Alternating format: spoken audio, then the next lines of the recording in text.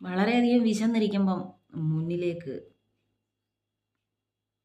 ഭക്ഷണം വരെ കൊണ്ടെത്തിച്ചു തരുന്ന ആരാണോ, നീ എന്ത് ജാതിയാ, നീ എന്ത് മതവാ എന്നൊന്നും ചോദിക്കത്തില്ല.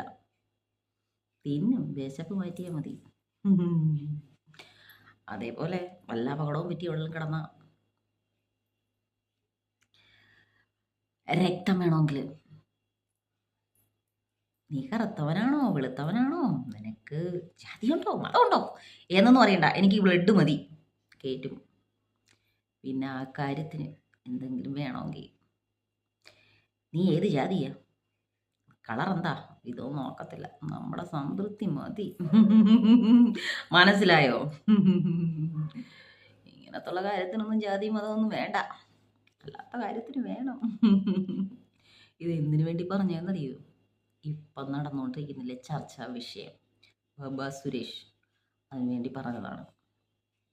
ജാതി മതം ഇല്ല എന്നല്ല, എവിടാണ് ഉണ്ടാവുന്നു എന്ന് കാണിക്കാൻ വേണ്ടിയാണ് ഇത് പറഞ്ഞത്.